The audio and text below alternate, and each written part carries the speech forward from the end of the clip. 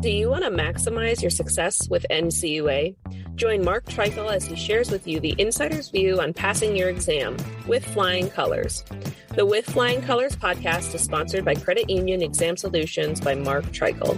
If you would like to work directly with the Credit Union Exam Solutions team and receive support to optimize your results with NCUA so you save time and money, visit us at marktreichel.com to find out more.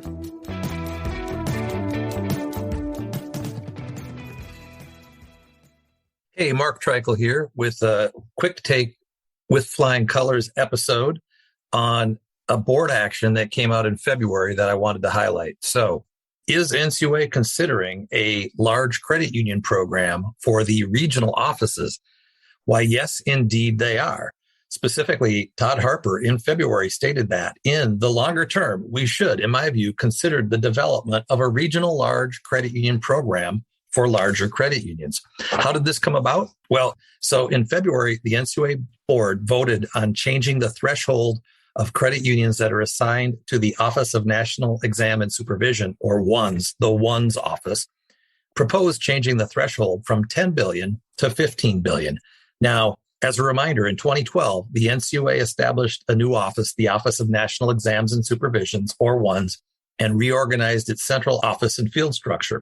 As part of its internal restructuring, the NCUA transferred the responsibility for supervising covered credit unions to the Office of National Exams and Supervisions from the regional offices.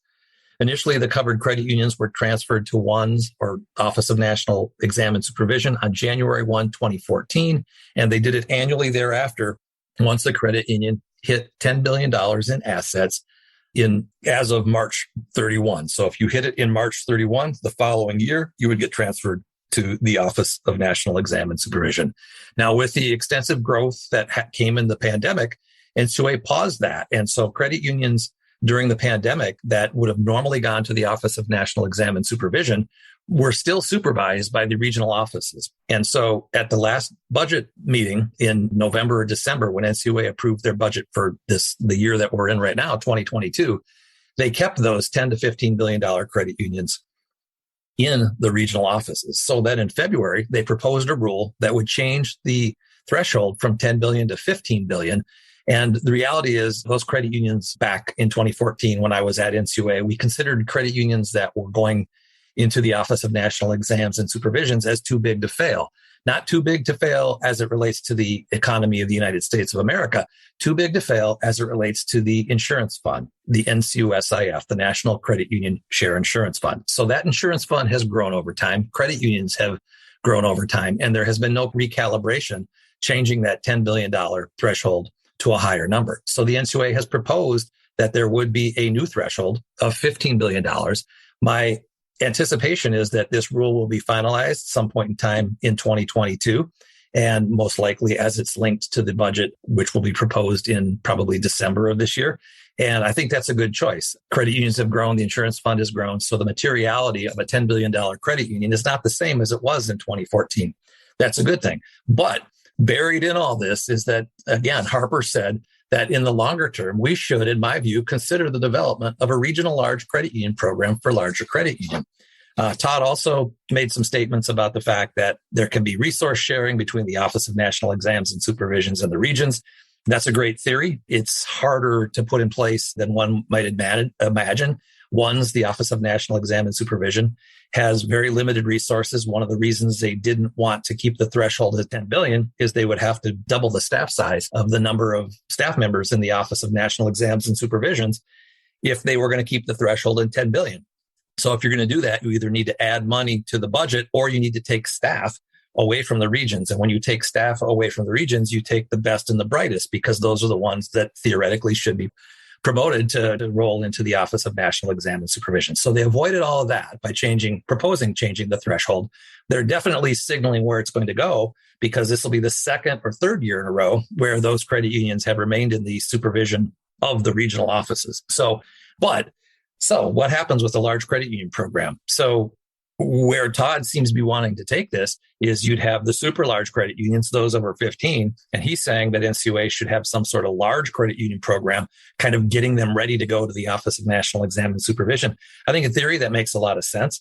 The devil's in the details. The good news is Todd said in the longer term. So I can tell you, when I was at NCUA, there must have been 5 or 6 studies during my 33 years at NCUA where we considered doing large credit union programs. And actually, regional offices, regional directors, when they had a little bit more autonomy, would do their own regional large credit union programs. All-star teams of exams, for example, where they would have what they considered their best and their brightest across the region go into their biggest credit unions. Because again, of course, the bigger credit unions with the concentration of assets, a bigger concentration of risk to the insurance fund. So again, the devil's in the details. I think this is a long-term arc. I believe Todd will probably bring this back up again at the budget briefing at the end of the year. But how they structure this, how they manage it will be very interesting to watch. I believe whenever there is action on a large credit union program within the regions, that they will first focus on the $10 to $15 billion asset threshold for it being applicable to credit unions within the regions. However, the trickle down is what credit unions in totality need to worry about, because what happens is you get these ideas of best practices, they get in place in larger credit unions, and then you see that seep into the mindsets of the examiners. And then you see examiners requiring it as safety and soundness. You see guidance come out. So in the long term, this is something to watch very closely, because it could lead to regulatory burden creeping first to the 10 to 15 billion, then to the 9 billion, then to the 8 billion, and so on and so forth. So this is something to watch for in the budget in 2022. And I'm sure I'll be talking about that more down the road. But in totality, I think changing the threshold of $15 billion is a good idea. I think the concept of talking about a large credit union program makes sense, but NCUA needs to be mindful of the fact that this increased regulatory burden of smaller credit unions might not be necessary in many instances, and be very careful about wherever this new threshold is for the presumed large credit union program within the regions.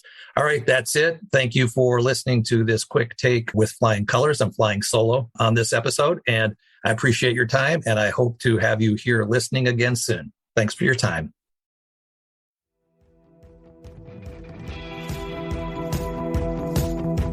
Thank you for joining us on this episode of With Flying Colors. Subscribe on your favorite podcast app to hear future episodes where subject matter experts of all varieties will provide tips on how to achieve success with NCUA. If you would like to learn more about how we assist credit unions, check out our services at marktreichel.com.